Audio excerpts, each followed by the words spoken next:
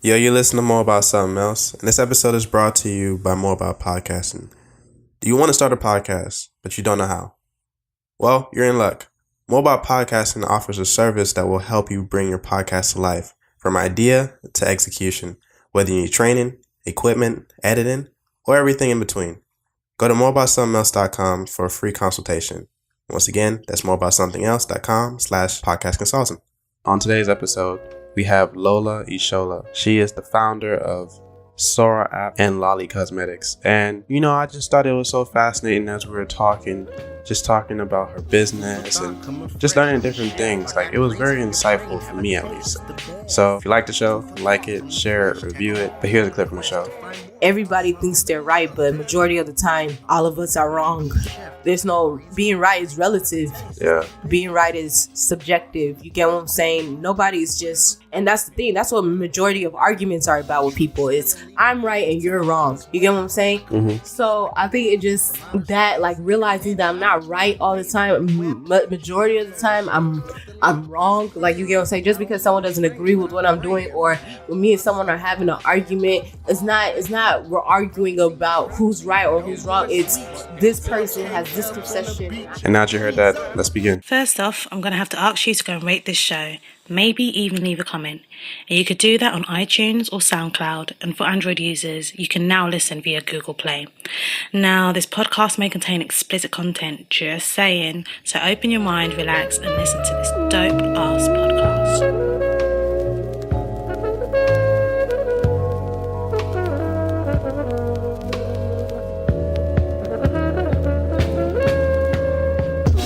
Thought coming fresh, I'm the chef. I got greens for your brain, have a taste, it's the best.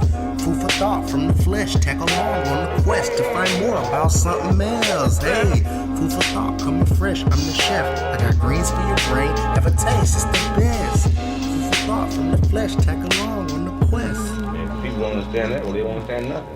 Truth spilling, leaving victims to my honest ways. I come in peaks like an alien from outer space. Internet pirates riding waves on your webpage. Download the shit, click the link, press play.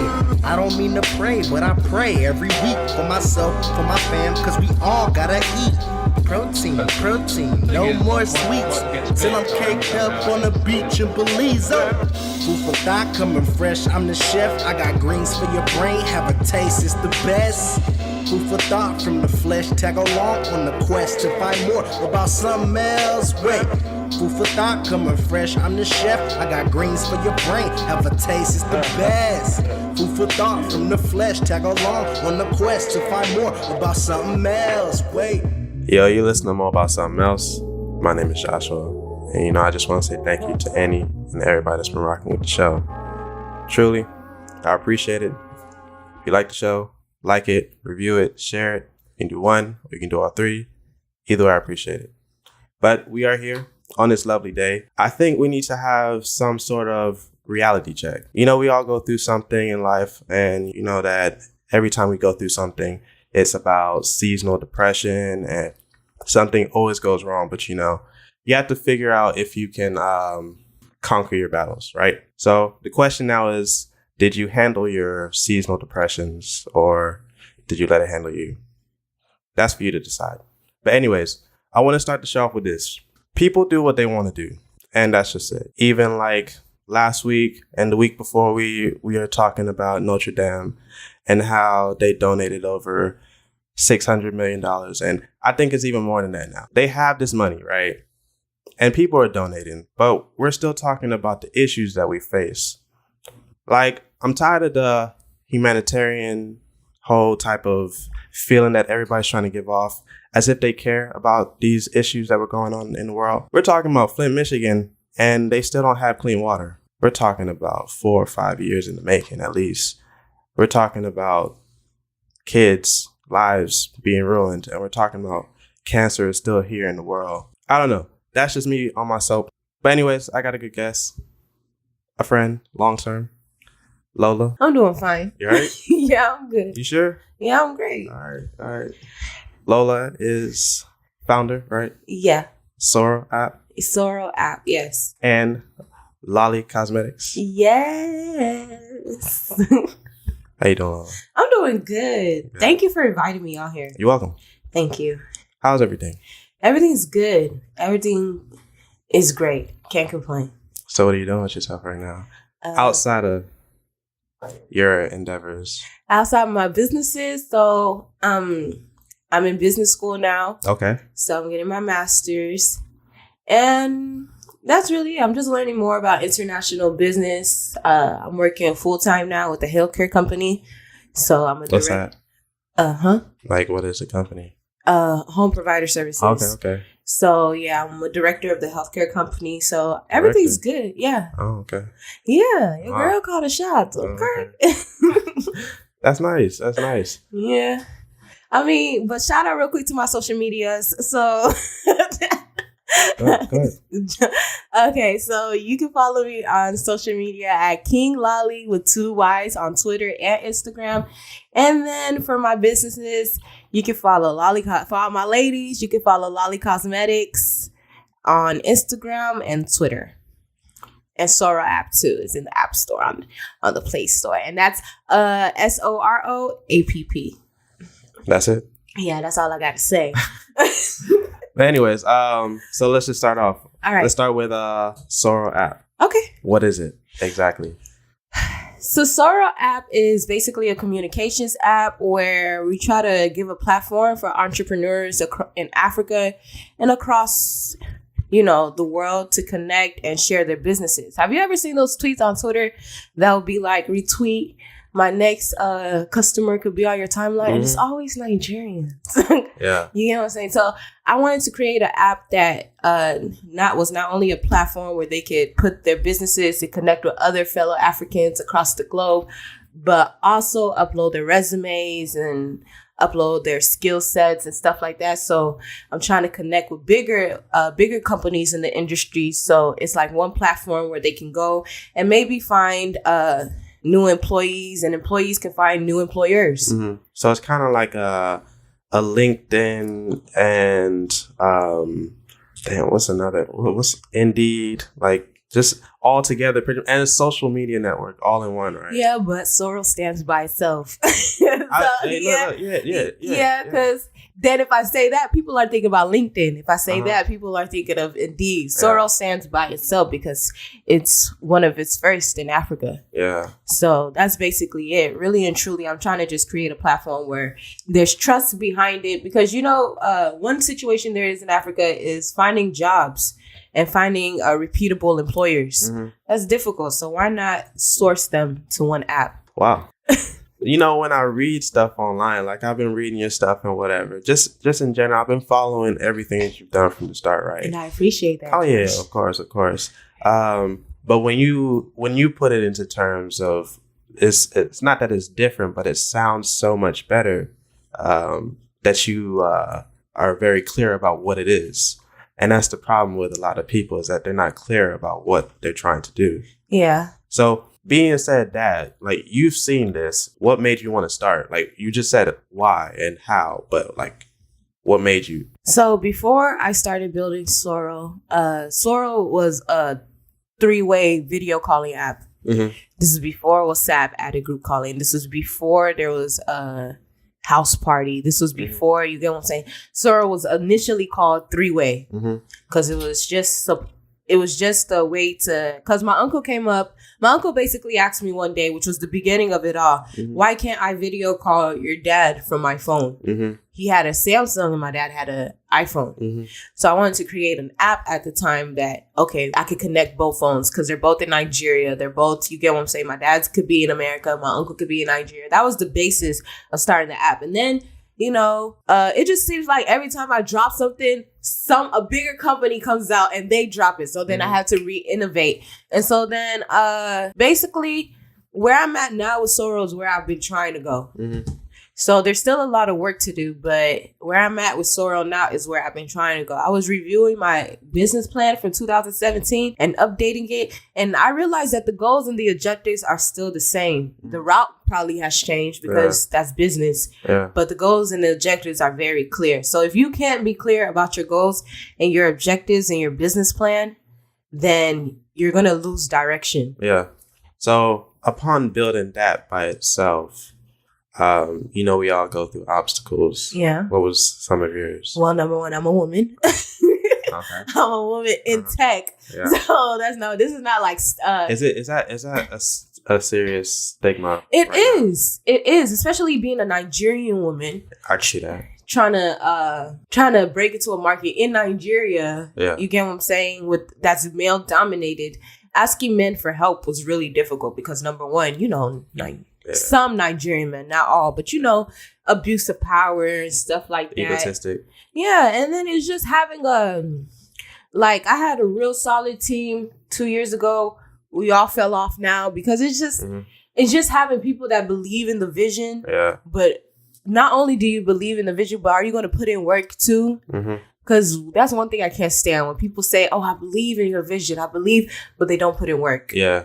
So that's another obstacle. You get what I'm saying? And then they say well, this is your business. Yeah. We don't got time for that because this is our business.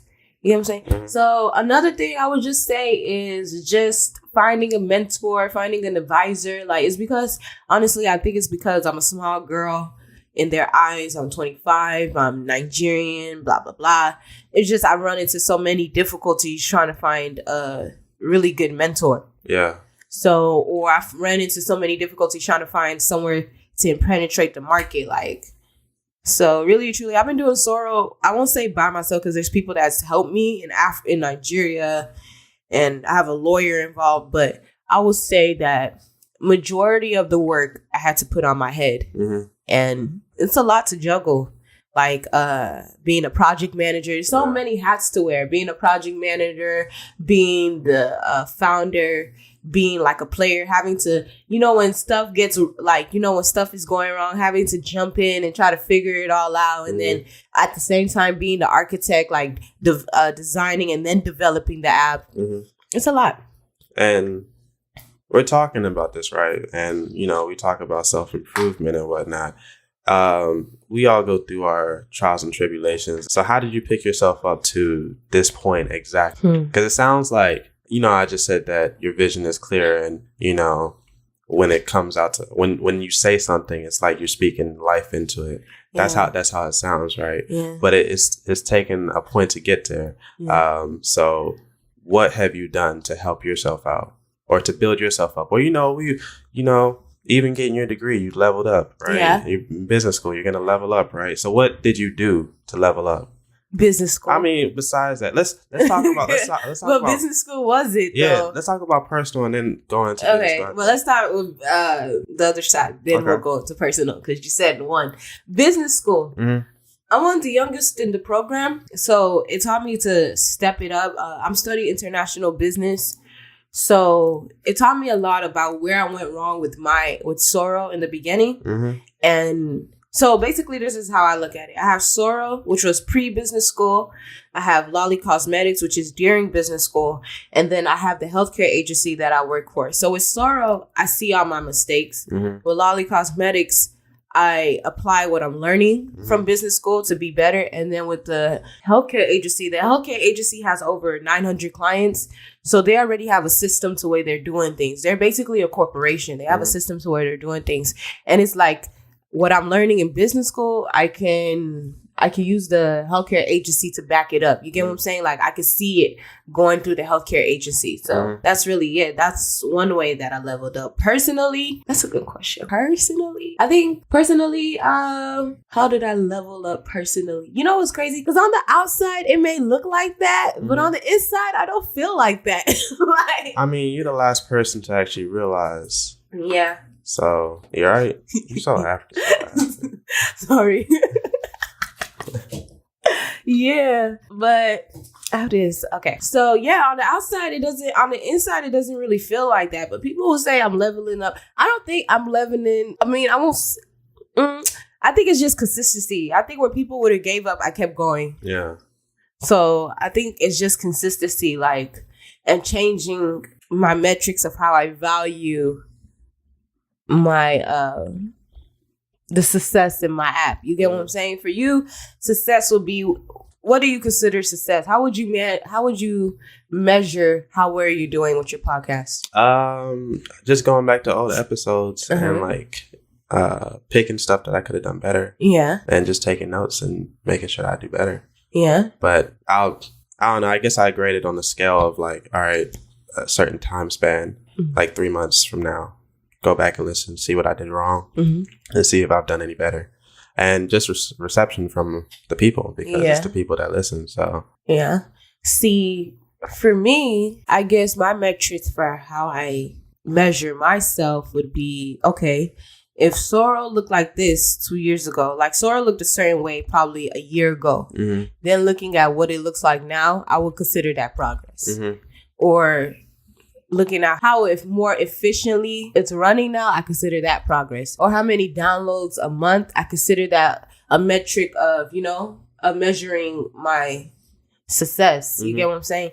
So I think leveling up is relative. I think it all goes back to the objectives and how you measure yourself. So for people looking on the inside, looking on the outside in, I mean, it looks like I'm doing this, it looks like I'm doing that, but really and truly, I stay up to 3 a.m. and I work a lot. So I don't see really what people, people get excited off of a couple tweets, but there's real work that goes in behind it. That's true. So that's a good answer. You mentioned international business, right? What's the difference between that and regular business? And is there like any more benefits as far as international business, or is it harder? Okay, so international business the difference is that it's international. You're not working on a domestic scale. You're focusing on like globalization. And like, for instance, a Sorrel app, it required globalization to build Sorrel. I could have built Sorrel in the States and spent buku money on building Sorrel in the States. Or I utilize globalization where I have developers. I have 3 to 4 developers in another part of the world. I have a project manager in another part of the world that manages all of that has the skills that I need. Then on top of that, I have a interface designer on the other side of the world. You get what I'm saying? So it's the difference between international business and normal business is that with international business, there's globalization, and you can meet people and work with people that have almost the exact same skill set, or probably even better than the people around you. You couldn't do that with normal business, Imagine if globalization did not exist. How would it'd just be everything, it'd just be what's around you. Yeah. And that Sorrel probably wouldn't exist. Because working with Americans, they know how to add tax. So you see, that's the one thing about America is that Americans. they or not even Americans, but the government, they've mastered the art of finesse. Yeah, they know how to charge you for everything. Yeah, and talk about its convenience. Yeah, right? I remember when I was just working on the 3-way app of Sorrel. I remember I was trying to work with this app company in the States, and they tried to charge me $100K just to build it. I'm telling you. Oh yeah. Trust me, I know what you're talking about. Even like at one point, I was trying to get a quote, lost it. Exactly. So $500,000. Just imagine. And the thing is, it's not that I'm saying that their work doesn't require that. Yeah. But most of these people add tax. Yeah. I have a friend that builds apps for reputable companies like Wells Fargo, United Airlines. Like he does extremely well, and I get that man charges $200 an hour. Oh damn! Exactly. Yeah. Exactly. So, and he enjoys his life. Yeah. I mean, as you should. You should. So I don't blame him. Add that tax, because if it was me, just to have my time, and that's just for him to build the app. Yeah. Mind you, he's not designing it. You have to bring your own designs. You have to bring your own app flow. You have to bring all of this to it. Yeah. That's just for him to build it, to spend his time to build it. And then on top of that, he has his own team that builds it. Yeah. He just reviews the coding. Ah, man.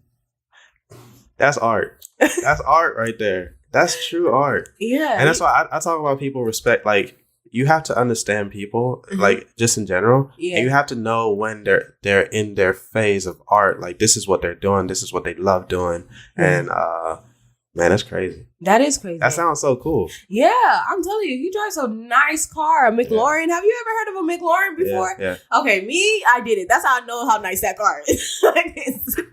I don't know when I've seen another McLaren. McLaren. Oh, okay, sorry, McLaren. Nah. I said McLaren. Oh, whatever. You see, I don't even know how to pronounce it. Yeah. Nah, that's cool though. So you mentioned you have a team. Mm-hmm. So let's say somebody wanted to start their own business, right? Mm-hmm. Somebody that's listening right now, they want to go globalization, right? Mm-hmm. How do you find these people? See, so that's where your skill set comes in. Like me, so the company I work with, building this app, I probably went through 4 developers. Mm-hmm. And that's the difference between building a great app and a good app. Because Old Sorrow was a good app. You get what I'm saying? You download it, but you really couldn't get through the sign up. Mm-hmm. You get what I'm saying? So I had to make that decision to switch to a great developer. A good developer is, he can get the app on your phone, Mm-hmm. but a great developer can get you into the app and keep it and get it running and stuff. Mm-hmm. So what was the question again? Finding these people. Finding these people. Okay. So basically, the company I work with, they're a reputable company in India. I did my research. I think there's this website I use to look for developers. Mm-hmm. And I think the CEO of the company sent me a message. And she just really wanted to work on Soros. Like, she was so I'm telling you, she dropped the prices. Yeah. And this is a reputable company in India. I asked somebody that was in India.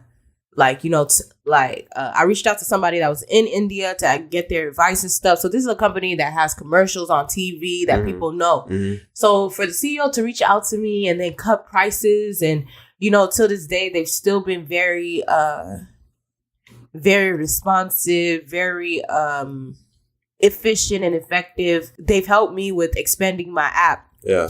You get what I'm saying? They've helped me with a lot of loopholes and they've helped me with redeveloping it. So shout out to them. But finding them, I basically, sometimes I use a site. Sometimes I just do research. Mm-hmm. Sometimes I ask people for recommendations. But that's the thing. What works for somebody else may not work for you. The good developer that was recommended to me, mm-hmm. Yeah, he did a good job for somebody else. Yeah. But the type of app I'm building, he can build video games app. The type of app I'm building is different from a video game. Yeah. So their skill sets will be different. Yeah. So really and truly, it's just research. Same thing with Lola Cosmetics. I probably did research on Lola Cosmetics for 6-7 months before actually starting the company. And I still do a lot of research. But my manufacturers and stuff like that, that was research. Yeah. I didn't just, they didn't just fall out the sky. And probably so. I even still have about 4 to 5 manufacturers just for Lola Cosmetics. Mm-hmm. If I don't like one manufacturer, I literally have another one I can pull out my Rolodex, and they're all familiar with the brand. Yeah. So it's nothing that, okay, if I don't like how this company's moving, I can move to this company. If I don't like, if this company is messing up and they're on holiday or whatever, I can move to this company. And so really and truly, it's just finding those people and then creating a Rolodex. And if something happens, you always have to have that backup and pull out the other one. So that's really it. It sounds like, it really does sound like you know what you're doing as far as pulling from what you're learning in school. It's just my observation. Yeah. Yeah. I think I learned with business school, I learned a lot about management theory. So learning how to better manage myself. Oh, so earlier you asked how I feel like I'm leveling up. I'm managing myself better. Huh? I'm managing my life, my businesses a lot better. I'm managing Sorrel better. I'm just managing all around better, because if you lack really good management skills, your project may not ever really see the light of day. Yeah. Or your business. I used to think business is like a stroke of luck. You get what I'm saying? You just so happen to figure it out and you're lucky. We live in a generation where people become millionaires overnight. Yeah. But that's not for everything. Real business is not like that. Real business is strategy and management skills. That's interesting. Life is pretty much management. Mm-hmm. You have to know when you're going to be good and when you're going to be bad and all the things. And I talk about LeBron all the time because he figured it out. Yeah. And that's all you really got to do is figure it out. Did LeBron retire? Was that LeBron? No, that was Dwayne Wade or whatever. I don't know. You don't need to know. I don't need to know. It's all good. So, Lola Cosmetics. Mm-hmm. Let's talk about the start. The start. You know what the start of Lolly Cosmetics? I've been thinking about Lolly Cosmetics since I was 21. I remember buying makeup books when I was at university because I wanted to learn how to make cosmetics to the point that I was in my kitchen trying to make it myself or whatever. So what really just pushed me to really go after cosmetics was the Black China thing with the bleaching cream in Nigeria. Honestly, what is your idea about that? What is your response to that? From a business standpoint? No, in general, all-around response. Well, yeah, like starting from a business standpoint, that's smart. That's smart. That's smart. Tap into the market that is most needed. Yeah. But from what? Like morally, I don't fuck with it at all. See, for me, it was just like when I saw it, I was just like, okay, Black China, like get your bag because. I mean, everyone wants to talk about morally, just like you said, but like this is what it is in Nigeria. Yeah. You get in Nigeria, there's bleaching cream everywhere. Yeah. You get what I'm saying? This is the culture this is Nigerian culture. Yeah. Not everyone bleaches. It's not for everybody, but you literally go to I guarantee you leave the airport in Lagos for 20, 30 minutes, you'll see a billboard sign about bleaching. Yeah. You go down another 10, 15 minutes, you'll see another billboard sign. You go to you go into a store, you'll see a whole aisle from bleaching cream. But the thing is, people are so quick to judge because it's Africans. Yeah. You think white women don't bleach? Oh, no, they do. You think white women don't, you get what I'm saying? If a white woman was selling bleaching cream, what do they call it? Anti-whitening cream or what do they call it? Cream. Anti-aging cream. Yeah. Is that not the same thing? Yeah. But it's because it's Black China. Yeah. It's because it's Black China that's going there to get a check. Everyone wants to have a problem. But the thing is, bleaching was there before Black China came and got this check. I think that it's just bad. The only way I see it bad is because of exploitation. But okay, so then if we say that, don't you think the whole Nigerian, this may be a reach, but don't you think the Nigerian culture today is exploited? Yeah. Exactly. Yeah. But I mean, like Jordan Woods is in Nigeria right now. Yeah, I saw that. That was weird. Jordan Woods is in Nigeria. You know why these people go to Nigeria? Is because there's a bag there. Yeah. Akon sat down and did an interview and talked about how all his money in Africa is 3 times bigger than all the money he's made outside of Africa. Yeah. With music alone. And how many songs does Akon have? It's a lot. Yeah, it's a lot. Okay, but Akon is a legend over there. You get what I'm saying? Yeah. The last song I really heard from Akon was what? Damn. Because I'm going real back. I'm thinking Smack That or whatever. What was Locked that? Up. Locked Up. Exactly. Name a current song of Akon's right now. Yeah. I'll give you $20. You can name a current song of Akon's right now. Damn. I'm going to take it out.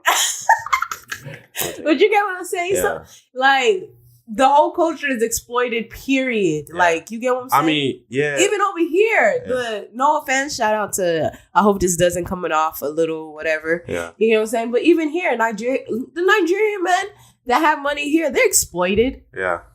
You get what I'm saying? Women think they don't know that, but they know. They know that these women, these beautiful African-American women, light skin, are only coming around because there's money here. Mm-hmm. No offense to anybody else, okay?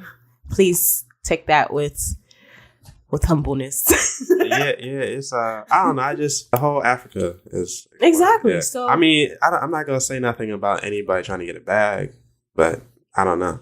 Like Nivea got in some backlash, and it's just because Americans are sensitive, right? They don't really offer bleaching cream in here in the States. They do though, but it's not advertised because of how sensitive it is, right? Uh-huh. But it's normalized in the rest of the world. Yeah, but see, they do though. They do sell, like, some of the products do have bleaching. Yeah. Like, I remember looking at the Denicia, the lady that brought Black China to do the thing. I remember looking at her Instagram and looking at her products and stuff like that. And she said something very interesting. She said that all these makeup products and all this stuff, these creams that people use in America, do y'all think there's no bleaching products in it? And she's right. It's all about how you market it. Mm-hmm. And she had beautiful marketing. Let's just be honest. The thing was beautiful. And the thing is, she could charge $250 for a jar of whitening cream. If someone's going to pay $250 for that jar, you get what I'm saying? Yeah. So I just think that this whole, Black China is wrong for going out there and trying to exploit Africans and blah, blah, blah, blah, blah. Africans been exploited. Yeah. But there's no issue when They're flying all these Bernice Burgos, Jordan Woods. Yeah. Who else been to Nigeria? All these Americana girls to Nigeria. For that, there's no issue with that for them to go get a bag. But the moment they enter some business in Nigeria, it's a problem. But this is what we get. This is what we get when the message isn't about us. This is what we get when we go and we export people from, you get what I'm saying, from other sides. Am I making sense? Yeah, from other sides of the country. What we expect them to do? Yeah. This is what we get when we go export American celebrities. Because they're American celebrities. Like, I don't know why Jordan Woods. No shame to Jordan Woods, but I don't know why Jordan Woods is in Nigeria. Because she's Jordan Woods. What line did she just drop? Eyelash? Like, you get what I'm saying? And there's so many. And this is why I love DeVito, because DeVito made a video called Wonder Woman where he celebrated women in Nigeria that are doing things. There's women that do coding in Nigeria, that train women how to do coding. There's women that own eyelashes line that was in the video. There's women that do videography. There's women that do, you get what I'm saying? He celebrated women across different platforms in his video. And basically, that's just all what I'm saying. Like, at the end of the day, you can't get upset when you fly all of these madams out from America and get upset when they want to make some money off the culture, because that's what they've been doing. They've been coming here and getting a bag. They've been that's what they've been doing. So I say, get your bag, Black China, okay? I mean, I guess. So, but then, that was the beginning of Lolly Cosmetics, looking at Black China, and then, you know, if you want to change the message, you have to be the message. So with Lolly Cosmetics, I don't agree with bleaching cream, but I understand. You get what I'm saying? I don't agree with bleaching cream, but I understand, because growing up, that is in our heads. You get what I'm saying? Growing up, I didn't want to be as dark as I am now. But I love my skin tone now. Yeah. You get what I'm saying? But that is the thing. Like, that is the thing with Nigerian women growing up, that, oh, if you're lighter, it'd be better or whatever. But with Lolly Cosmetics, I just wanted to change the message. So I just, the things I preach, I don't want to use the word preach. The things I live by. The things I live by in Lolly Cosmetics is self-positivity, confidence, uniqueness, and culture. So if you notice with Lolly Cosmetics, it's not just all Black girls. There's one Kenyan girl, I believe she's Muslim. You get what I'm saying? There's one beautiful Hispanic girl. There's one, I know I worked with other girls. There's Nigerian girls. You get what I'm saying? But it's unifying cultures. It's not breaking one culture down to uplift another. You get what I'm saying? And that's the problem that I had with maybe Black China's message. Yeah. Or with the way Africans are exploited, because at the end of the day, they are breaking one culture down and exemplifying another. So did it make sense? Because, I feel like sometimes when I'm talking, it don't make sense. No, I understand. So with that being said, did you have difficulties with that? What? Like, just coming out with Lolly Cosmetics? Because I see that you're growing. Yeah. Like, I see little by little that there's something new that's been added. Yeah, I did have a little difficulty. I think the major thing I learned with Lolly Cosmetics is don't do business with family. Yeah. That was the biggest lesson I've learned this year, not to do business with family, because it's just, you hear that a lot, but you don't really see it until you try to bring your family into something. And then it's just a whole lot of negativity. Yeah. I've learned this year, don't do business with family. So keep it strictly, if you're not, I just would not recommend it. So where do you want to go as far as just business, just in general? Because you have your feet in one bag, you have your hand in another bag. Yeah. Like, where are you going ultimately? So with Sorrel, I want Sorrel to be the first communications app backed by the Nigerian government. Okay. So what that means is Sorrel, number one, cuts data. We don't spend as much data as WhatsApp uses for users to connect calls. So if we could get the government behind us, that would change the influence of Sorrel. You get what I'm saying? So instead of it just, right now, Sorrel is, on Instagram, you get on Instagram and it's locally linked. You see the people around you locally. You get what I'm saying? Unless you change your metrics, and even then it's still going to suggest to people around you. Yeah. With Sorrel, I don't want it to be locally linked. I want it to be a revolving door of international connections. Mm-hmm. So with Sorrel, we have two sides of Sorrel, which is the personal and then the business. You can sign up as a personal account or you can sign up as a business account. But the thing is, I truly want Sorrel that when let me slow down because I get really excited. When you graduate, mm-hmm. when African students graduate, period, mm-hmm. you're competing with all the other students in there. You get what I'm saying? With Sorrel, I just want to give international connections. Mm-hmm. So even if you're compete on an international level. Okay. Meet people internationally. I really want to work on creating a mentor to mentee base because that's one thing that Nigeria has a problem with. All of these mentors would be on Twitter. Let's make Africa better. Let's make Africa better. Okay, get on a platform that mentors these children mm-hmm. so we can be better. Don't tell us from Twitter. Yeah, that's the problem with everything. Hey. Yeah, that's one thing I can't stand because there's so many great people doing things in Africa, but they don't take the time to teach the younger generation coming up. Yeah. And if they do teach, it's very minimum. Yeah. You get what I'm saying? There is that pride issue where they don't want the younger generation to be better. Yeah. But I feel like if you could mentor besides just sending out a few tweets talking about let's make Nigeria a better place, if you could actually mentor them, the chances of this entrepreneur being better are higher, but it's better for the country. You get mm-hmm. what I'm saying? I'm not all about Pan-Africanism. We all need to get up and move back to Africa. Mm-hmm. But I am about let's be the first. Let's be on some by us, for us. Yeah. Let's create opportunities for the people around us. One thing with Sorrel that I want to do was bring jobs to Nigeria. Yeah. So all of this outsourcing that I'm doing right now with Sorrel, I want to take that to Nigeria. Yeah. Build an office and employ people. I'm not trying to keep the talent within Nigeria, but I'm trying to give them the tools where they can expand it. That like headquarters. Yeah. You get what I'm saying? I'm not trying to keep them. See, there's a company in Nigeria that trains entrepreneurs and then outsource them. Mm-hmm. So these entrepreneurs go out to Silicon Valley, and then they work with Facebook and stuff mm-hmm. like that. That's nice. Yeah. That's good. But let's take the ones that don't have the money or the resources to lead the country. Mm-hmm. Let's give them the tools to exemplify the current skill set they have. And if those opportunities come, those opportunities come. But let's make sure that they don't just have opportunities. Mm-hmm. They have the resources and everything needed leading up to those opportunities. You mm-hmm. get.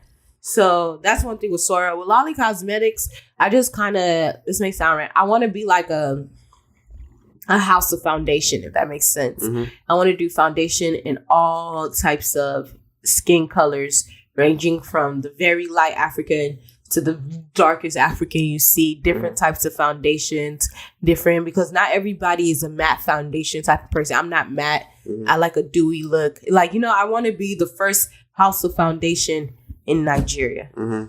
where, women can go and find foundation their color. There's not... The research that I was doing on foundation, cosmetics lines in Nigeria that have foundation, they usually have like 6 to 7, 8 colors. Mm-hmm. And those colors would be majorly light skin colors and then 2 dark colors. Mm. They don't even consider that I may not be this black and I may not be this black. I'm in between. You get what I'm saying? They don't consider that. It's just you either this dark or you this dark. But then the lighter complexions have a range of colors. Mm-hmm. That doesn't make sense. And these are reputable companies that's been in the country for how long? Nigeria for how long? Africa is almost the cosmetic industry in Africa alone is about, I would say, 600 billion. It's shooting to 900 million. There's cosmetic companies like L'Oreal, Maybelline, and all these companies that are spending, I think L'Oreal spent $90 million just to set up whatever in Africa and do research on Africans on how to make cosmetic products for Africans. You get what I'm saying? So there's companies that are coming from all across the world to Africa to learn how to to invest in Africa. Because really and truly, Africa in the next 20 years, depending on how it goes, could be up and coming or it could go lower down. I mean, the way China's going. Okay, now that's the question. Do you think, because China is starting to break into Nigeria, do you think that's a good thing or bad thing? It's a bad thing. Why? they're gonna treat Nigeria how they treat China, how America was treating China at one point. You know, all these factories that they have in China, and, you know, these people are not getting paid as well. Yeah. Not even China, but like even like the smaller countries, like they're not getting paid as much. They're forcing them to work to their death. You know, I don't know what company it is. I think it is Apple, wherever they build their, it's probably a certain chip or a certain thing of the iPhone. They have a net. They had to have a net by their facility because people were trying to commit suicide. So it's kind of like they work these people to death, and I feel like in Africa, they probably something is going to go wrong because of money, because of money, and I don't know. I just feel like there's too much corruption. I think that's the basis of everything. That's a good way to look at it. I think if we leave Nigeria to Nigerians, there may not be a Nigeria in 20 years. That's true. But, you know, you would think that, the Nigerian dream is to go abroad, be successful, come back and be even more successful. Yeah. But it seems like we failed the system. Well, I don't want to say we, because a lot of people don't even think about those type of things. Yeah. Like it seems like our parents, not our parents, but like the parents, they wanted to do something, but a lot of them weren't successful at it. See, I'm not 100% sure, but I think China invests in infrastructure in Nigeria. Yeah. So I don't know if you've been in Nigeria, but I think Lagos roads are getting a little better. I'm not really sure. They have buses now. Like actually, not, you know, them Houston Metro buses that you see, they have those now. So I really don't know if China entering Nigeria is a bad thing. But if we're arguing from the standpoint of, no, we need to keep Nigeria for Nigerians, we will never, in the next 20 years, I doubt. Yeah. Because look at where we are now. Nigerians can't even, like, no offense to my people, we're just speaking honestly. Look at where we are now. There's no jobs for the youth. Yeah. And then the way that power is set up in Nigeria is not what you know, it's who you know. Yeah. So there's kids that literally get their doctor, they come from rich families, they get their doctor's certification, and their parents go build them a big clinic, but they don't really know what to do. Yeah. Because it's who they know. You get what I'm saying? Yeah. There's kids that don't even know nothing about policies, but they're running around the groups with the president and stuff like that. But it's because it's who you know. Nigeria is who you know, not what you know. So that's how power goes. Power goes from, okay, if I can't be in the power, I'm gonna put my best, can we cuss out here? Mm-hmm. My best nigga in power. You get what I'm saying? Or if I can't be in power, I'll hire my son to be in power. You get what I'm saying? So power, like the last election, Buhari against Atiku.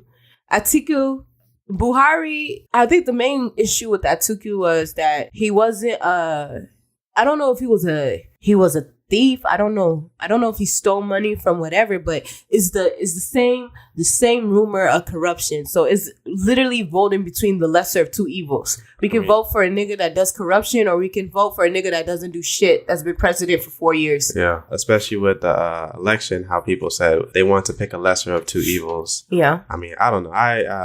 I don't agree with none of that stuff. I mean, America's headed that way too. America get it together. America's headed that way too. But I mean, I don't know. I feel like Nigeria, the next 20 years, Nigeria could either be great in technology, and then because that's what's really keeping Nigeria behind is the lack of technology. Yeah. If we're taking all these talented people and we're sending them to go work for Facebook. We're sending them to go work for other companies in the Silicon Valley. There's nothing wrong with that. Mm-hmm. There's nothing wrong with that. But imagine, like, my aunt created the African version of LegalZone. Yeah. You get what I'm saying? Yeah. She gets rewards up and down from here to London to Dubai. Mm-hmm. You get what I'm saying? It's the fact that, okay, these things already exist in the other part of the world. Let's tailor them to Africans. You get what I'm saying? Let's be on some by us for us. Even China has their own stuff too. Oh yeah. They know what they're doing. They learned. That's the thing. They learned from America, and they're perfecting it. Exactly. China. I think when I first released Sorrow, I got about 10,000 downloads in the first 2 months. Mm-hmm. China was my biggest. Yeah. They know what they want. Because I think some apps, I'm not sure. I don't think WhatsApp works in China. Yeah. So that's what I'm talking about. Tailoring my audience more to let's build apps where, well, it's easier said than done, but all this talent that we have in Nigeria, give them the resources to make their company here and take it global. Yeah. Let's not just send them to, you get what I'm saying? Because then at the end of the day, Nigeria is becoming obsolete. Have you been to Nigeria? Mm-hmm. Okay. Then you notice that 90% of Nigerians are entrepreneurs. Yeah. It's crazy because nobody else is thinking about that. Exactly. 90% of Nigerians are entrepreneurs. Yeah. We do things with our hands. We build with our hands. The issue is that there's no resources or whatever to really encourage your skill set. But what if we gave them those resources? What if, because with Soro, not only would I want to employ them, I would want to give them their own computers. Yeah. Give them their own space. Yeah. Like, you get what I'm saying? If I tell you the whole plan that I had for Soro 2 years ago before I sat out to rebuild it, like, these people that I'm taking under my wing, it's not just, okay, sit here and code all day. It's, okay, give them the resources, give them the stuff they need, and then teach them how to build their own. Yeah. So that's the thing. Like, that's what we're talking about now is that, building that team. First of all, let them learn what they have to learn. Yeah. And let them go on their own. Yeah. Because that's the only way you grow. Exactly. So you said the Nigerian dream was to go abroad and come back. Some of us will go abroad and never come back. That's the thing. Yeah. That's literally why we're here. Because of the lack of resources. Yeah. Yeah. So we're training all these amazing Nigerians because, Nigerians are top 5 in America when it comes to education. Probably top 2, and they're not number 2. Mm-hmm. You get what I'm saying? Yeah, they took over a whole industry. Okay, you get what I'm saying? When you meet a Nigerians are literally becoming doctors, lawyers, everything. You get what I'm saying? Because of resources. Mm-hmm. Now, what if we had these resources back home? Yeah. That's the thing. Like, the one thing, you watch Black Panther, right? Yeah. Yeah. I understand how everybody can feel some type of way about it, right? Mm-hmm. But the one thing that I took from it, and I think that it was kind of shots being thrown probably at Nigeria just in general, was that they had all these other nations, and they don't talk to the other nations really because they're the ones in power, and they don't have to, or they have the most resources or whatever. Am I making sense? Yeah. And that they don't share, or they're not really trying to share the wealth. But you see how in the end of the movie, Black Panther said, we're going to open our resources to the world. Mm-hmm. You see what I'm saying? Yeah. But I feel like that was like a Nigeria versus... See, I don't think it was I read somewhere that was about Zimbabwe. I mean, it could be. Yeah. It could be. I read somewhere that was about Zimbabwe and some other stuff. But I don't want to misspeak when it comes to Black Panther because I don't really think it was about... It was about a specific country in Africa. Yeah. That they came and took those resources and took it back to America. You get what I'm saying? And it had to be buried. But that's how Africa is now. We were colonized by the British. Or who was it? I don't know. They come in, they took all this stuff, and then we're left with nothing. Yeah. So regardless, it could be about the all of Africa, to be honest. But it could be. I mean, but that's the thing. It's just like, I don't know. I think we let pride get in the way of things when it comes to trying to do better for each other. Explain. I just feel like, especially when it comes to men, it's very egotistic about who did it first or who did this instead of how can I help you be better. But it's a good way to put it. Because I mean that's the thing about. But that's the competitive environment we grew up in. I mean, as yeah, Nigerians, of course. I still feel like you can be competitive and help out people at the same time, or help out your neighbor at the same time. Yeah. Me, I'm about sharing my platforms. Like I'm really about sharing all my platforms. But yeah, you are right. When it comes to pride, yeah, you're right. You're right. I think pride is just that. That's the kryptonite. Yeah, I feel like it is. Yeah, because you don't want to share because you don't want the other person doing better than you. Yeah, but that's the competitive environment we grew up in since we were kids in America. You get what I'm saying? Yeah. Some of us got awards for being good readers, and some of us didn't. Yeah. Not all of us can be number one. You get what I'm saying? Yeah. Some of us still putting in work to get to somewhere, and some of us, you get what I'm saying, aren't really getting there. We've been doing this for 3 years. Yeah. So, and then somebody does it overnight and they're there. Yeah. So I think, there is a little pride when it comes to helping people out. I mean, me, I don't really have pride when it comes. I share my platform. Like, for instance, I just had a Lolly Cosmetic shoot, and I share that platform with another brand and an agency. But the thing is, like, you can go much farther sharing your platform, because at the end of the day, if I release these pictures, it's going to be the agency and the other brand that was there promoting it. So at the end of the day, it's still coming back to Lolly Cosmetics. Yeah, that makes sense. That's what I'm saying. You know, helping out, you just helping people out. Yeah. You know, I think that's the basis of your foundation. You know, and you just talked about branding, right? So, how important is branding right now? Because you're saying, like, just as far as like you help out with your platform, and we're talking about branding's important. I think one thing with Sorrel that I didn't get right was branding. I guess I could be humble enough to say that I wanted all the power when I first came out with Sorrel. I wanted all the power. I wanted people to know that I was doing something. You get what I'm saying? And so the mission of Sorrel kind of got lost in that because it became a little bit more about myself and less about Sorrel. But that was my first time I actually saw something through with my own hands. Yeah. So when I sat back and I refocused, I realized that my issue with branding with Sorrel was that issue with branding with Sorrel was there was no branding. Yeah. So you get what I'm saying? The show was really about me, like for the first year or so. Yeah. So then I took time out and I asked myself, do you really want Sorrel because you want to make a change, or you want Sorrel because you want people to see you? Yeah. And then I think I had a very humbling experience from the ending of last year to this year, where I really, number one, I entered a relationship where it was just like, I valued privacy more. I valued myself more. And I guess I just reshifted my focus to taking at the end of the day, when you're doing something, people are going to notice you regardless. You get what I'm saying? So me with branding, it was the fact that I wasn't focused on the right thing with Sorrel. And I got too excited about it. You get what I'm saying? If I would have took a step back and just kept it all strictly on Sorrel, then I think I would have got farther than I could have got in a year. So, but yeah, branding is important. And then on top of that, the way I was branding myself, I wasn't branding myself as a businesswoman. I thought with business, one thing I don't like is the structure to business. Like, if you're a businesswoman, you got to wear suits, you got to wear this. I didn't like that. You know what I'm saying? Because I'm not like a professional businesswoman. Yeah. I'm a very free-spirited businesswoman. And that's what I try to build within the new Sorrel, a free-spirited business environment. I don't want it to be as structured as LinkedIn. LinkedIn is, no offense to LinkedIn is boring to me. Yeah. Do you use LinkedIn a lot? I read articles off of it. Yeah. That's about it. It's boring to me. I don't really like everything is so professional. Everyone looks so professional.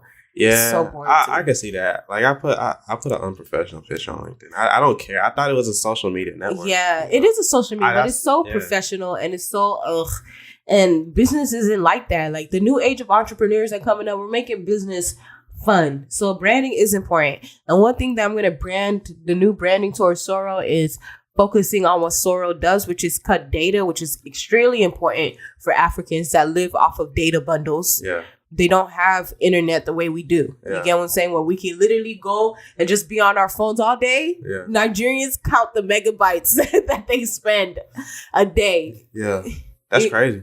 I mean, exactly. They're always checking their data bundle. I'll be talking to my boyfriend. The phone will cut, and he'll be like, "Oh, I need to recharge my bundle. Give me 1 minute." That's funny. I need to recharge my data. Give me 1 minute.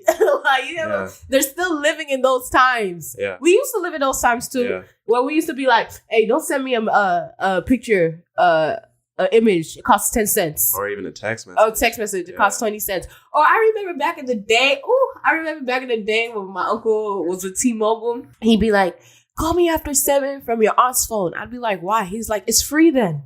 Yeah. Because it's mobile to T-Mobile to T-Mobile. Yeah. You remember those days? Yeah. Yeah. Nigeria is still in those days. That's crazy. Exactly. That's what I'm talking about. Exactly. So focusing the branding on a free-spirited business atmosphere and cutting data. Because if I push that I cut data, I guarantee you, give Sorrel 3 to 5 years. I want Sorrel to become a really a mega power in Nigeria. Because once you get the power, first you get the money, then you get the power. Yeah. Once you get the power, you can change anything. Yeah. So that's my foot in to doing the change that I want to bring to Nigeria. Right now, I have a foundation where I'm putting kids through school, but eventually I want to do more. I want to give them, you get what I'm saying? I want to give them more than just paying their school fees. I want to give them, you know, like I think this time we gave them, see, that's the stuff people don't see because I don't put that out because I don't believe that when you're helping someone, you need to put it everywhere. Though I put it out probably once because it was my dream since I was 18. Charity, right? Yeah. It was my dream since I was 18, but I don't post the pictures of the kids that I put through school. Yeah. I don't post the pictures of the kids really excited. And you get what I'm saying? I don't do that because at the end of the day, these people are humans. Yeah. You get what I'm saying? Like, and they were having, imagine if I was living under a bridge and somebody came to give me a McDonald's burger and they're posting my face on the internet. Like, I wouldn't like that. Yeah, that's the thing. I don't, especially when we go volunteer, because we go volunteer a lot. And like hey, all right, guys, let's take a picture. Let's take a picture in front of the homeless people. It's just so weird to show that you're just such a good person. Yeah. But that's the thing, because to me, and this applies to being a creative, this applies to being an entrepreneur, you name it. People see who you are. Yeah. And you cannot be fake. Yeah. There's no, like, to me, you just have to be genuine, you know? Yeah. Yeah. And it bothers me because I see it and it's just like, this is not going to work out. Like, this doesn't sit well with me. Exactly. And I think this year we put through school, because I partnered with another agency in Nigeria. I think this year we put 2 kids through school. And hopefully next year, 4 kids. And I'm trying to tie it into Lolly Cosmetics, where the proceeds go to buying stuff for kids and stuff. So everything I'm doing, like you said something about everyone wants to be like humanitarian. But really, truly, humanitarian is in my blood. My dad has built hospitals and villages all across Africa. My dad has helped churches in Africa. Yeah. But you don't see my dad putting it on his head and telling everybody. My dad is a wealthy man, but when you look at him, you couldn't tell he was wealthy because he's very humble. Yeah. And that's why he still gets blessed the way he does. That's good. That's really good. I just think, and that's the issue with a lot of people. Let's just say rappers for all they want to do is get the limelight, right? Mm-hmm. Where we're just not discovering, well, not we are, but like a lot of people are just not discovering that you don't really make money as the artist. You make money as the songwriter. Yeah. Lil Yachty's out here. He got he collecting all that money. Yes. All that money. And that song is hard. That song City Girls is a virus. Let's talk about it. Let's talk about it. They go hard. All right. They're a virus. I'm in my car going hard. People just looking City at boys. Yeah. No, I'm dead because I do be in the car like, no, City Girls is a virus. I don't like it. Yeah, but like that, see, that's the thing. It's like the money is what's happening on the inside. Yeah. So why is it that we all need the limelight at one point? But see, because some of us grew up without the limelight. Like me personally, I grew up without the limelight. I mean, I'm a popular person, but I don't have a lot of friends. Yeah. You know, I grew up without the limelight. I grew up very bullied. I grew up very made fun of for my skin tone, made fun of for my hair. I grew up bullied. I grew up, you get what I'm saying? Like, and we went to the same middle school. I was even bullied then. Yeah. You get what I'm saying? So it's like some of us grew up without the limelight. Yeah. So when we get a little limelight and people finally see us, and then the craziest thing is they don't see you. They see what you have. Yeah. I went through that stage of posting everything I had. I'd post stacks of money. I'd post my car. I'd post this. I'd post that because I wanted people to see me so bad. But the thing is, they don't see you. Mm-hmm. Like, they don't see you. They see what you have. And even then, they're still talking about you behind your back. They're still bringing you down behind your back. The issue, you said, why do we want the limelight? Because some of us never had it. Yeah. Some of us have been talked about, dragged about all our lives, and we never really had it. And it takes you having that limelight to realize you really don't want it. Yeah. You know what I'm saying? Like J. Cole had limelight, and what did he do? He went to go sit down and start dreading his hair. Yeah. Like, you know what I'm saying? He doesn't really like it. Same thing with Kendrick Lamar. They don't really like it. Wale, I love Wale. I probably loved Wale since I'ma make it rain trick. You get what I'm saying? Since Lady Gaga, you get. But when Wale finally followed me on Twitter this year. Yeah. And then in a way, I kind of wish he did it. Yeah. Because now I really see him. You get what I'm saying? Before you just see Wale's tweets, did it. But following him, I really see him. Yeah. Like, you get what I'm saying? And I just see how sad and depressed he is. And this is an artist that travels the world. Yeah. There's someone that thought he wanted limelight. And then he gets limelight. And what is it? It's a bunch of negativity in his comments. There's a bunch of people saying, what happened to Wale? What happened to... And that eats at people. Yeah. Wale's depressed. Yeah. Like, and it's sad. And this is someone I loved growing up, and this is sad. Like, the reality is majority of these people are sad. Yeah. Because they finally get the limelight that they thought would cure everything, and it doesn't. That's true. And that's what I went through. I thought, okay, you know, people know my name. People people know me. It's not, you get what, knowing me is not the issue, but it's, do the right people know me? Yeah. It just humbled me a lot this year, because all of a sudden this year, I don't really care if people know me or care about what I'm doing anymore, because at the end of the day, all of this is fleeting. It's vain. It's vanity. Like, I know me personally, I'm going to get to a stage where, like, I'm doing really good, blah, blah, blah. People are going to know me, period. But I'd rather people know me because I'm doing good, not because I want to be seen. Yeah. Yeah. I think that's the best view or perception of you that you need. That's why it's very important to be transparent. Yeah, but transparent about the right things. I think our generation, everybody's so transparent. They want you to feel bad for them. Yeah, like, shut the fuck up. and that's the thing too. You know? Like on Facebook, people be talking about their pregnancy issues. There's nothing wrong with that, but that's personal. You get what I'm saying? Like, me, even if I get pregnant now, I wouldn't want to put my baby on the internet. You get what I'm saying? These people, like, that's the thing. Like, I talked about how I don't want to put my kids out there in that space. Yeah. These people are mean. People are negative. Yeah, but for no reason, wishing that your kid will die and stuff. I'll read a comment. I hope your kid dies. Blah, blah. What? And that's the thing. That's the crazy thing about it. And like, for me, I'm not gonna handle that. Yeah. And like, I'm Nigerian. I believe in this. That's the thing. It's just like, even with R. Kelly situation, right? And whatever controversy that they may have, that's my daughter. Yeah. I'm not playing. Yeah. That's my seed. Yeah. You got me so fucked up. Yeah. So fucked up. I'm gonna fuck him up. Yeah. Like, I understand if you can't get to him or if you don't want that lifestyle, but we're talking about Liam Neeson going over the country to go get his daughter. Yeah, but that was a movie. Oh, of course. But you know, I'm not playing. It's either you gonna see me on the news for the right reason or for the wrong reason. Yeah. Either way.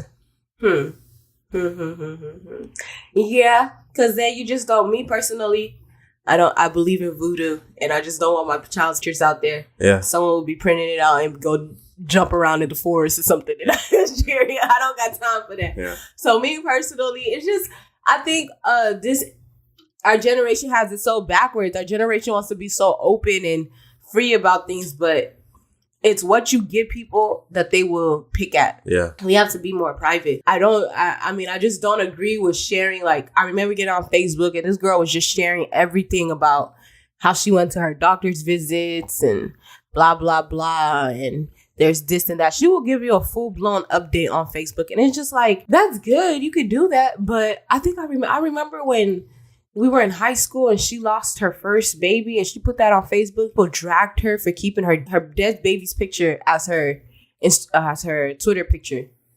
People dragged her up and down. I wouldn't even be surprised if she went through depression because she did get really big. I wouldn't be surprised. But see, what you give people is what they pick at. Will Smith said something very real. He said that the world tears apart things, will tear you apart. That's what he told Jordan. Yeah. And it's true because everybody's so damn opinionated. And the thing is, everybody be so opinionated, but don't really know what their opinions are about.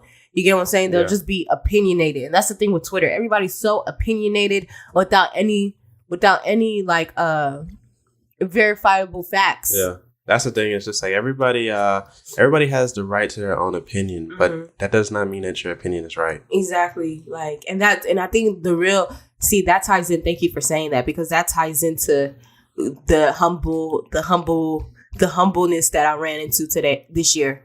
It's the fact that I think I've learned that everybody thinks they're right, but majority of the time, all of us are wrong. There's no being right is relative. Yeah. Being right is subjective. You get what I'm saying? Nobody's just, and that's the thing. That's what majority of arguments are about with people. It's I'm right and you're wrong.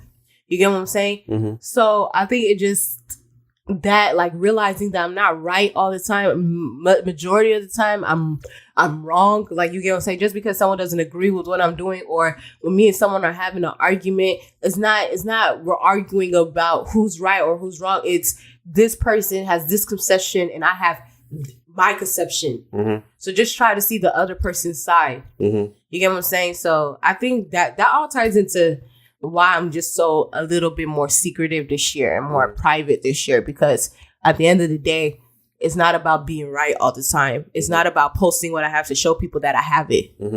You know what I'm saying? That's good. What makes you tick? What pisses me off? No, not. I don't know why people automatically assume it's being pissed off. So what's tick? Tick. So, a clock, it moves, right? Uh-huh. And we're talking about your journey now, right? Uh-huh. So what is keeping you from going? Like, what? Oh, money. Oh, you like money. Oh my gosh. And I don't like money like for the love of money. I like money because there's a magic behind money. Yeah. You can literally expand money. You can stack money. You can flip money. I like the magic and the mechanisms behind money. Yeah. Like, I think I was talking to someone the other day and I realized I've been a hustler since I was a kid. Like when I think about it, like, you know, all those really big Nigerian parties. When I was a kid, I would hustle. Like those parties used to be my payday. Go get the I money. used to get money, not taking money from the dance floor, but money from, just going around. I would probably come home with $50. And as a kid, that's a lot of money. And I would count the money and stuff. Like I would babysit. Probably when I was younger, I would babysit. Like I'd make money from babysitting. Like I always had money in my pockets one way or another, whether it was $20 a week. I was working 9 to 5s at 16. Yeah. You get what I'm saying? I think last year, I did like last year because last year I was chasing money. Yeah. I never chased money in my life. Yeah. So that was fucking up the mechanisms, time money. Like, you get what I'm saying? If you chase something, you're not going to get it. Yeah. You're going to have it, but it's going to leave. You get what I'm saying? So one thing I just like about money is just the power behind money. Like, the power behind money. I am money. I attract money. I bring in money. Yeah. So that's what keeps me going. It's the fact that, like, right now I'm learning Forex.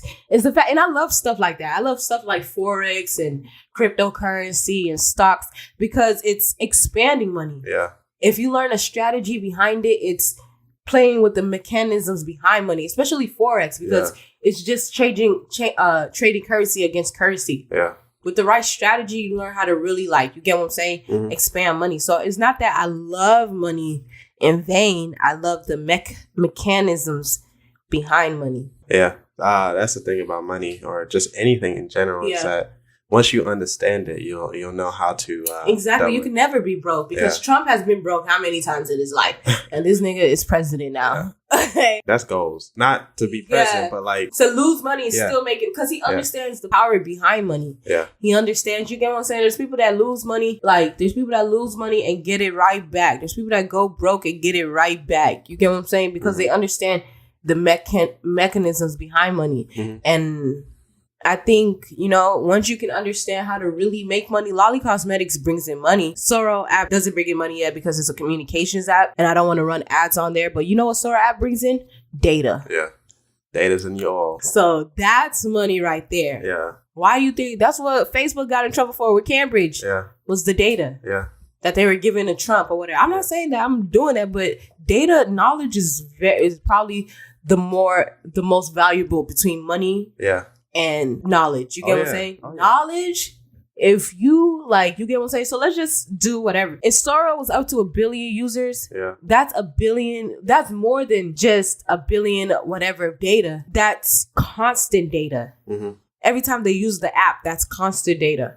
You get what I'm saying? That's learning my customers. That's analytics. There's a whole lot of stuff to it. So that's where the money is.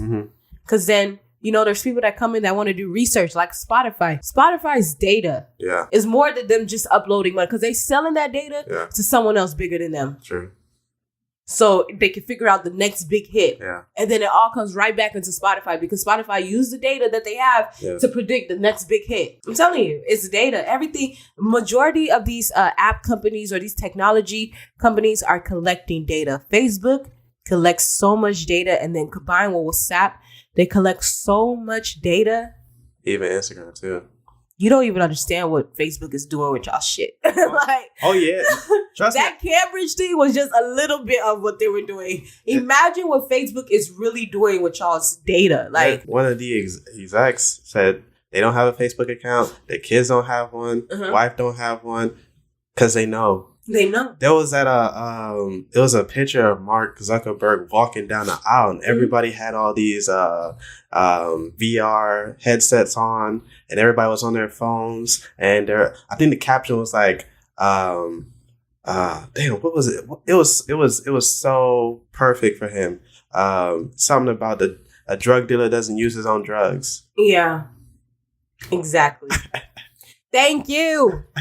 Because I would love to see Mark Zuckerberg with a Facebook page. I would love to see it. Yeah, he got a community one that he tells somebody what to do. Exactly, because you know what it is? They collect that data. They have so much data on you, and then they sell it to somebody else. Yeah. That's what Amazon got into. They got into it with Target. Like, you see, Walmart took Amazon for granted and didn't know that Amazon was coming for them. Yeah. Right? Yeah. And we have Target, who had a discrepancy with Amazon over them selling data. So Amazon was like, okay, you're our new enemy because they took their products out of Target because they said that they were selling third-party stuff to third-party apps and whatever. And to me, when I saw that, Amazon, they just started collecting data. Yeah. You get what I'm saying? They started collecting data out the woodworks. Exactly. As soon as I get on Amazon, it knows exactly what I like. And how do you think that they know that? How do you think that they know that?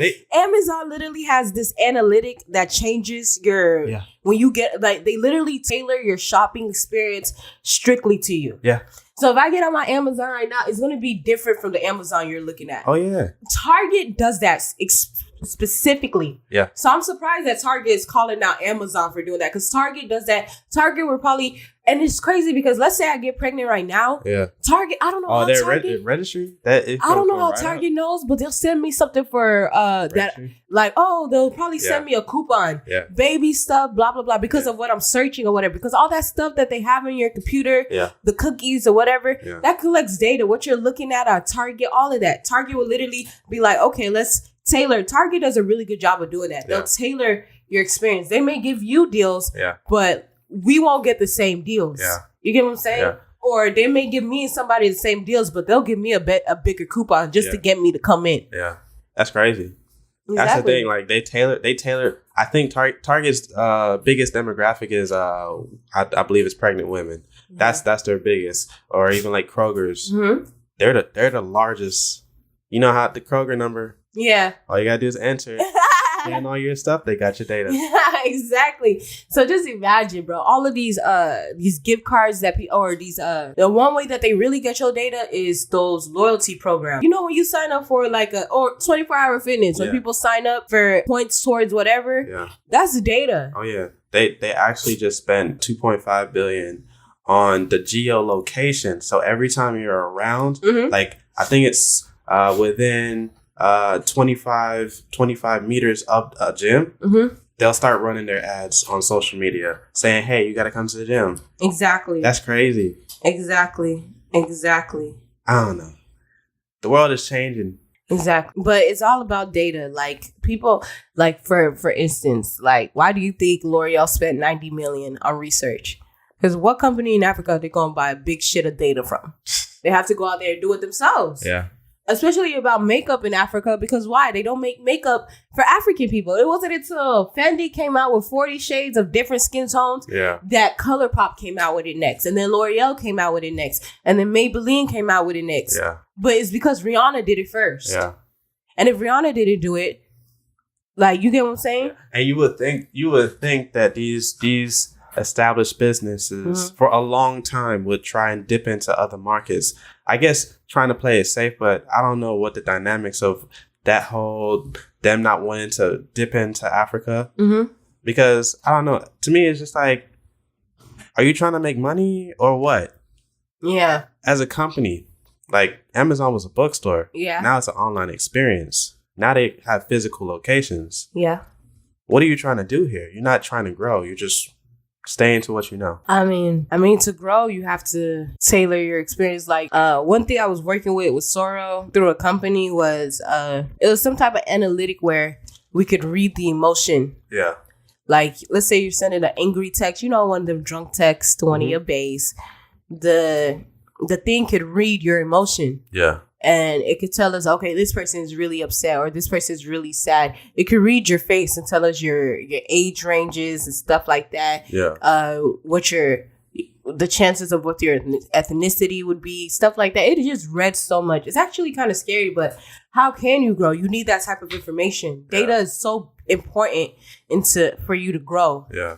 Because, at the end of the day, let's say Amazon didn't collect all that data. Then you would spend hours looking for what you really want on Amazon. Yeah. Tailored experience. Tailored experience comes with a cost. Yeah. Comes with a cost. You give up so much. And that's the thing about social media that people don't understand. You give up so much of yourself and then you're over here putting out more information about yourself willingly. Yeah. It's like they know you more than you know yourself. Exactly. It's crazy. Well, Lola. Yeah. I like to end the show. Okay. I always end the show with words of wisdom. Mm-hmm. Do you have something to share? Yeah. Stay consistent, guys. This is just, I'm going to end with a quote. If you ever feel like giving up, this is not the quote, but yeah. If you ever feel like giving up and stuff, please remember that this is the quote right here. That every business was once a startup. So no business just shot up overnight. Amazon was literally once a startup in a small room. You get what I'm saying? Apple was literally in a garage. Every business was once a startup. So think about that when you feel like giving up on yourself because you're not where you want to be yet. Thank you. That's awesome. If you like the show, like it, review it, share it. My name is Joshua, and I'm out.